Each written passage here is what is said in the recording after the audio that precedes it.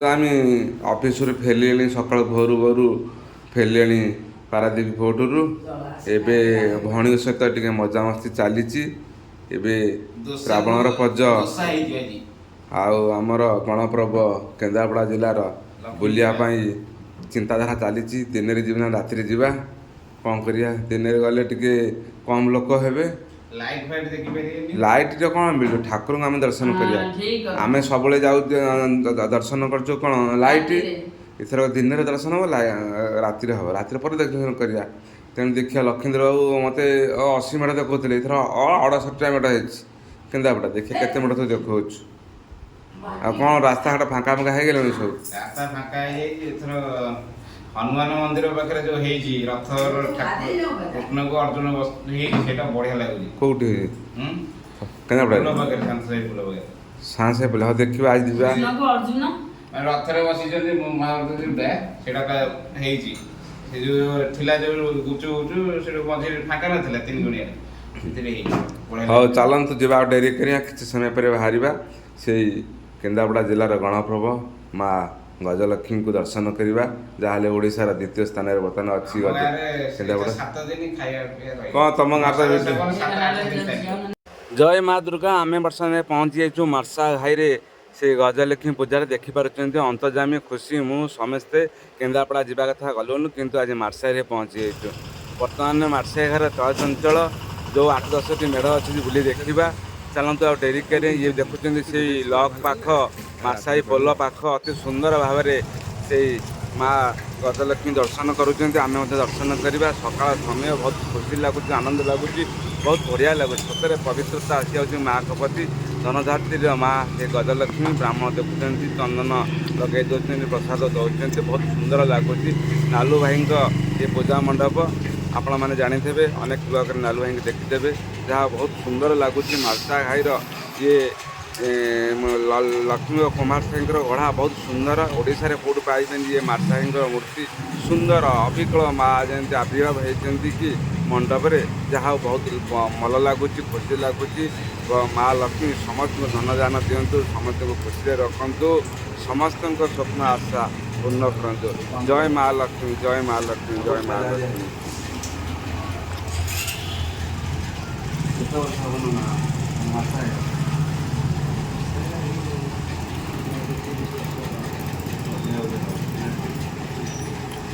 ଏଇଟା ଷଣ୍ଢ ଟାଇପ୍ର ହେଇନି ତିଆରି ହେଇଥିଲା ବଡ଼ଟା, ମୁଁ ଦେଖିଥିଲି। ସେ କେଉଁଠି ହେଲା?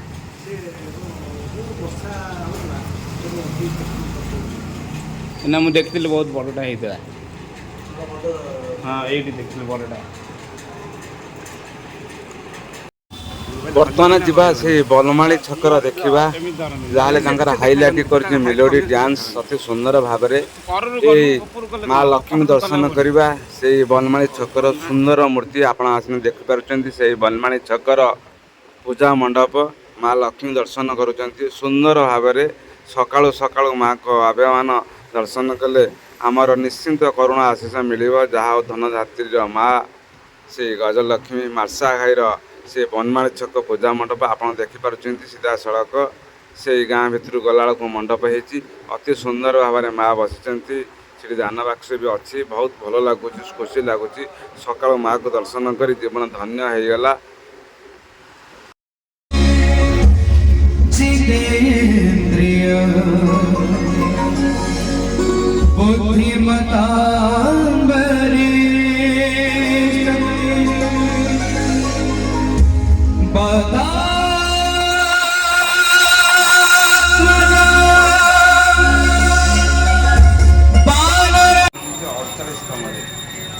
ମହାଲକ୍ଷ୍ମୀଙ୍କୁ ଅତି ସୁନ୍ଦର ଭାବେ କରିଛି। ବେଶୀ ସାଂସ୍କୃତିକ କାର୍ଯ୍ୟକ୍ରମରେ କମ୍ପିଟିସନ୍ ହେଉଛି।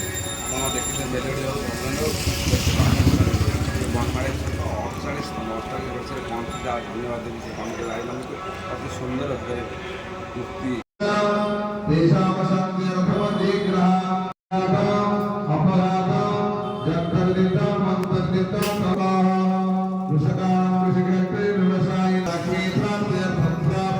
ବହୁତ ହି ଭଲ ଲାଗୁଛି। ଆପଣମାନେ ଦେଖୁଛନ୍ତି ମୋ ପଛପଟରେ ସେ ହାଟ ମଝି ପୂଜା ମଣ୍ଡପ ସୁନ୍ଦର ଭାବରେ ସେ ମାଆଙ୍କର ଆବିର୍ଭାବ।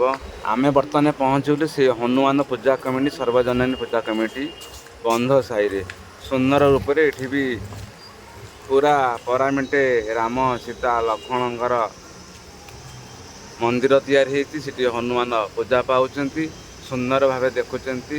ସେଇ ପ୍ରଭୁ ଶ୍ରୀରାମଙ୍କ ପରମ ଭକ୍ତ ହନୁମାନଜୀ ଏଠି ଦେଖନ୍ତୁ। ଇଏ କ'ଣ ହେଉଛି? କଚ୍ଛପ। ଏଇଟା କଶ୍ୟପ ସୁନ୍ଦର ଭାବରେ ହେଇଛି। ଏଟା ଯୋଉ ହାତୀ ବେଶ ଖୁସି ଏଇଟା କହିଲୁ କ'ଣ?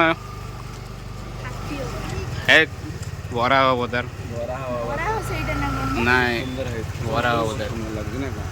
ଏଇଟା କ'ଣ? ଏଇଟା ହେଉଛି କ'ଣ? ନୃସିଂହ ଅବତାର। ନୃସିଂହ ଅବତାର। କାହାକୁ ମାରିଥିଲେ? ପ୍ରହ୍ଲାଦ ଅବତାର ବାପାକୁ। କଶ୍ୟପ ଅବତାର। ନାଇଁ ମତ୍ସ୍ୟ ଅବତାର ଏଇଟା। ହନୁମାନ ପୂଜା କମିଟି ବନ୍ଧ ସାହି ଦେଖିପାରୁଛେ ସୁନ୍ଦର ମୂର୍ତ୍ତି। ସେଇ ପ୍ରଭୁ ଶ୍ରୀରାମଚନ୍ଦ୍ର ଲକ୍ଷ୍ମଣ ମାତା ସୁଭଦ୍ରାଙ୍କ ସହିତ ଏଠି ପରମ ଭକ୍ତ ହନୁମାନଙ୍କୁ ଦର୍ଶନ କରୁଛନ୍ତି। ଏ ପରାମଟେ ମନ୍ଦିର କରାଯାଇଛି। ସେଠି ଏଇ ମା ଗଜଲକ୍ଷ୍ମୀଙ୍କ ପୂଜାରେ ହନୁମାନଙ୍କର ପୂଜା ପାଉଛନ୍ତି। ସୁନ୍ଦର ବେଶ। ଏଠି ଆନନ୍ଦ ବଜାର ପ୍ରସାଦ ସେବନ ଚାଲୁଛି। ପିଲାମାନଙ୍କୁ ଆଣିକିରି ତାଙ୍କର ଗାଧୁଆବେଳେ ପ୍ରସାଦ ସେବନ କରି ପୁଣି ନେଇ ଗାଁକୁ ଛାଡ଼ୁଛନ୍ତି। ଯାହା ହଉ ବହୁତ ଭଲ ଯୋଜନା କରିଛନ୍ତି ହନୁମାନ ପୂଜା କମିଟି। ବାମନ ଅବତାର। ଚାପି ଦେଇଥିଲେ ବଳି ରାଜାକୁ ଚାପି ଦେଇଥିଲେ। ଯାହା ହଉ ସୁନ୍ଦର ଭାବରେ ଯେ ଭଗବାନଙ୍କର ଅତି ସୁନ୍ଦର ବେଶ ଦେଖାଯାଉଛି। ଶ୍ରୀରାମ ପ୍ରଭୁ ଶ୍ରୀରାମଚନ୍ଦ୍ର ରାମଚନ୍ଦ୍ର ହନୁମାନ ହେଉଛନ୍ତି ତାଙ୍କର ପରମ ଭକ୍ତ ଶ୍ରୀରାମଙ୍କର। ଏଟା ପାଖାପାଖି ରହିବ। ପରଶୁରାମ।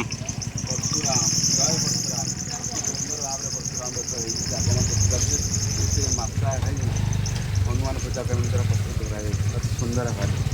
ଇଏ ହେଉଛନ୍ତି କ'ଣ? ସାଇଡ଼ ଅଟି। ଇଏ ହେଉଛନ୍ତି କ'ଣ? କାର୍ତ୍ତିକ ଇଏ କଳ୍କି ଅବତାର। ବୋଲି ପାରୁନି କ୍ଷମା କରିବେ। ଯାହା କଳ୍କି ଅବତାର ଖାଇଥିଲେ ଭଲ ହେଇଥାନ୍ତା। ଏଇଟା ଲେଖା ହବ କଳ୍କି ଅବତାର। ହଉ ଦେଖିବା ମାଷ୍ଟର ଜାଣିଥିଲି। ଇଏ କ'ଣ? ଇଏ ହେଉଛନ୍ତି ବୁଦ୍ଧ। ଛାଡୁଛି ଆମୁଠି ଉପରେ କ୍ୟାମେରା ପକା। ବୁଦ୍ଧ ନା ସିଏ କଳ୍କି ନୁହେଁ। ଯାହା ହଉ ଆପଣ ଦେଖାଯାଉଛି। ସେ ରାମଙ୍କ ଅବତାର ହେଇଯାଇଛି ସେଇଟା। ଏପଟେ ଆସନ୍ତୁ। ଏଇଟା କଳ୍କି ଅବତାର। ଏଇଟା କଳ୍କି ଅବତାର ଆପଣ ଦେଖିପାରୁଛନ୍ତି। ସେଇ ପ୍ରଭୁ ଏମିତି କଳ୍କି ଅବତାର ଅବଦାନ କରିଛନ୍ତି। ବହୁତ ଭଲ ଲାଗୁଛି। ଟିକେ ଆସି ହନୁମାନ ପୂଜା କାମକୁ ଆସି ବହୁତ ଖୁସି ଲାଗିଲା। ଭଗବାନ ସେ ଦୟା କରନ୍ତୁ। ଆଗକୁ ଚାଲନ୍ତୁ। ଏପଟେ ଡେକୋରେସନ୍ କରିଦେବୁ। ଆମେ ଏପଟେ ଆପଣମାନେ ଦେଖୁଛନ୍ତି ସେ ବନ୍ଧ ସାହିର ହନୁମାନ ପୂଜା କମିଟି ଯୁବକ କମିଟି ଭାଇମାନଙ୍କ ଦ୍ୱାରା ପ୍ରସ୍ତୁତ। ସେଇ ହନୁମାନ ପୂଜା କମିଟି ସାର୍ବଜନନୀୟ ବହୁତ ସୁନ୍ଦର ପ୍ରୟାସ କରିଛନ୍ତି। ପ୍ରସାଦ ସେବନ ପିଲାମାନଙ୍କୁ ବାଲ୍ୟ ପିଲାମାନଙ୍କୁ ଗାଡ଼ିରେ ଆଣି ତାକୁ ପ୍ରସାଦ ସେବନ କରି ପୁଣି ତାଙ୍କ ଘରେ ଛାଡ଼ିବା ନିଆରା ପରମ୍ପରା। ଯାହା ବହୁତ ଦିନ ହେବ ଇଏ ପରମ୍ପରା ରଖିଛନ୍ତି। ଆପଣମାନେ ଦେଖୁଛନ୍ତି ସେ ହନୁମାନ ପୂଜା କମିଟି ସାର୍ବଜନନୀୟ ବନ୍ଧ ସାହି ମାର୍ସା ଘାଇ। ଆପଣଙ୍କୁ ସ୍ୱାଗତ ଜଣାଉଛି, ଅଭିନନ୍ଦନ ଜଣାଉଛି। ଆପଣମାନେ ସମସ୍ତେ ସୁଖରେ ଥାଆନ୍ତୁ, ଶାନ୍ତିରେ ଥାଆନ୍ତୁ। ଚାଲନ୍ତୁ ଯିବା ସେଇ ଜୁଣ ଛକକୁ। ବର୍ତ୍ତମାନ ଆମେ ଆସି ପହଞ୍ଚିଯାଇଛୁ ଜୁଣ ଛକ ପୂଜା କମିଟି। ସୁନ୍ଦର ଭାବେ ସେ କେମିତି ଦେଖୁଛୁ ପାହାଡ଼ ଭିତରୁ ପଠାଇ ଗୁମ୍ଫା ଭିତରକୁ କରାଯାଇଛି ସୁନ୍ଦର ଠାକୁର। ସେ ମା ଗଜଲକ୍ଷ୍ମୀ ପୂଜା ପାଉଛନ୍ତି। ଜୁଣ ଛକ ମାର୍ସା ଘାଇ ଗଜଲକ୍ଷ୍ମୀ ଦେଖିପାରୁଛନ୍ତି କେତେ ସୁନ୍ଦର ଗୁମ୍ଫା ଭିତରକୁ ହେଇଛି। ଯାହା ନିଆରା ଢଙ୍ଗରେ ଏ ବର୍ଷ ପାଳନ କରୁଛନ୍ତି ସେ ଜୁଣ ଛକ ମାର୍ସା ଘାଇ। ଗୁମ୍ଫା ଭିତରେ ରଖିଛନ୍ତି ମାଆକୁ ସେ ଧନଧାତ୍ରୀର ମା ଗଜଲକ୍ଷ୍ମୀ। ସେ ମାର୍ସା ଘାଇ ଜୁଣ ଛକ ପୂଜା ମଣ୍ଡପୀ ଆପଣମାନେ ଦେଖୁଛନ୍ତି। ଏଠି ପ୍ରାୟ ମେଲୋଡ଼ି ଭଜନ ପ୍ରାୟ ସବୁଦିନ ଚାଲେ। ସମସ୍ତେ ଜାଣିଥିବେ ଏ ଅଞ୍ଚଳର 150-100 ଗାଁର ଆସିକି ଯୋଗ ଦିଅନ୍ତି ସେଇ ପୂଜା ମଣ୍ଡପରେ। ଅତି ସୁନ୍ଦର ଭାବରେ ସେ ଜୁଣ ଛକର ସବୁବେଳେ ବଜେଇଛି ଆଉ ଗାଇଲା ଧଳା ହେଇଗଲା। ମୁଁ ଟିକେ ଅଳସୁଆ ଅଛନ୍ତି ଠିଆ ହେଇକି ବସିକି ସେ ଜୁଣ ଛକ ପୂଜା ମଣ୍ଡପ ଗୁମ୍ଫା ଭିତରେ ମା ଲକ୍ଷ୍ମୀଙ୍କୁ ବଢ଼ିଆ ହେଇଛି ପାହାଡ଼ ସୁନ୍ଦର ଭାବରେ ଗାଇବାର ପ୍ରୟାସ କରୁଛି ସତରେ ଭଳିଆ ଟିକେ ଟିକେ ଗାଇବା ପାଇଁ ଯାହା ହବ ଆପଣ ବିଚାର କରିବେ। କାର୍ଯ୍ୟକ୍ରମ ସୁନ୍ଦର ହେଇଛି ଅତରଣ ଏବଂ କି ଶକ୍ତି ଅଛି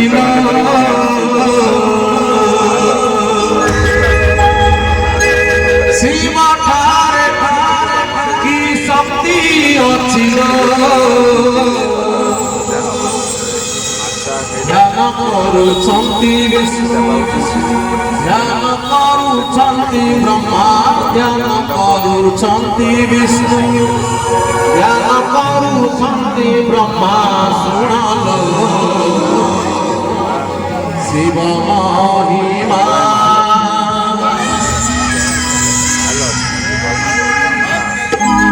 ନାଗ କହେ ନାଗୁଣୀକୁ ଶୁଣଲ ଶିବ ମହିମା ନାଗ କହେ ନାଗୁଣୀକୁ ଶୁଣଲ ଶିବ ମହିମା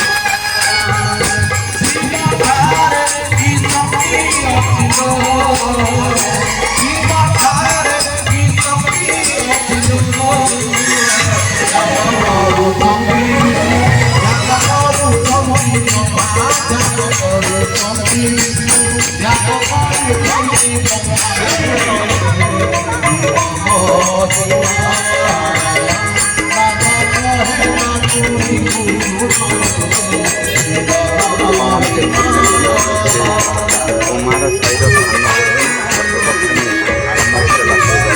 ମାତା ଆଦି ଅଞ୍ଚଳର ଯାହାକୁ କୁହାଯାଏ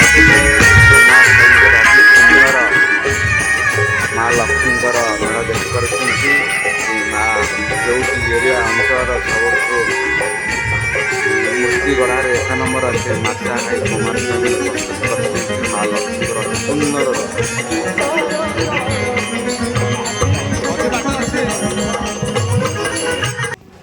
ଆଜି ପାଇଁ ଏ ଅଧ୍ୟାୟ ଏତିକି ରଖୁଛୁ। ଜୟ ଜଗନ୍ନାଥ, ଜୟ ଜଗନ୍ନାଥ, ଜୟ ଜଗନ୍ନାଥ।